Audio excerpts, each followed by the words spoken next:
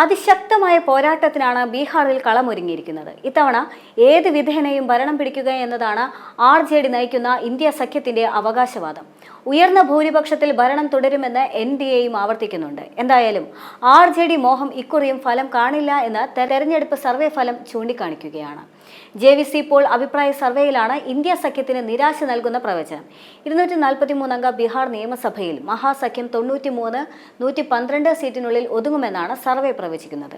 NDAക്ക് 120 മുതൽ 140 വരെ സീറ്റുകൾ ലഭിക്കുമെന്നും സർവേ പറയുന്നുണ്ട്.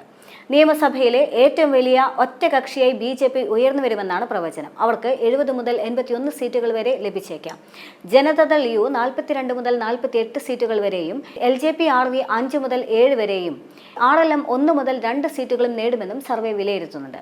മഹാസഖ്യത്തിൽ രാഷ്ട്രീയ ജനതാദൾ അതായത് RJDക്ക് കൂടുതൽ സീറ്റുകൾ ലഭിച്ചേക്കും. 69 മുതൽ 78 വരെ സീറ്റുകൾ ലഭിക്കാനാണ് സാധ്യതയെന്നും സർവേ പറയുന്നുണ്ട്.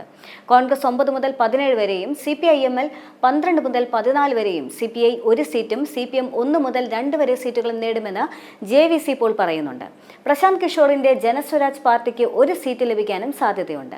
AIMIM, BSP, മറ്റ് പാർട്ടികൾ എന്നിവയ്ക്ക് 8 മുതൽ 10 വരെ സീറ്റുകൾ ലഭിക്കുമെന്നും സർവേ സൂചിപ്പിക്കുന്നുമുണ്ട്. എന്നാൽ മുഖ്യമന്ത്രി സ്ഥാനാർത്ഥികളിൽ ആർക്കാണ് കൂടുതൽ ജനപിന്തുണ എന്ന ചോദ്യത്തിന് നിതീഷ് കുമാറിന് കനത്ത തിരിച്ചടിയാണ് സർവേയിലുണ്ടായത്. തേജസ്വി യാദവിനാണ് മുഖ്യമന്ത്രി സ്ഥാനത്തേക്ക് ഏറ്റവും കൂടുതൽ പേർ പിന്തുണ നൽകിയത്. 33% പേർ അദ്ദേഹത്തെ പിന്തുണച്ചപ്പോൾ 29% പിന്തുണയോടെ നിതീഷ് കുമാർ 2ാം സ്ഥാനത്തും ചിരാഗ് പസ്വാനും പ്രശാന്ത് കിഷോറും 10% വീതം പിന്തുണയോടെ 3ാം സ്ഥാനത്തും എത്തി.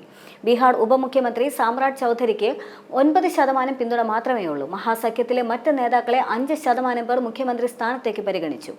NDAക്ക് 41% മുതൽ 43% വരെ വോട്ട് ലഭിക്കാൻ സാധ്യതയുണ്ടെന്നും സർവേ പ്രവചിച്ചു.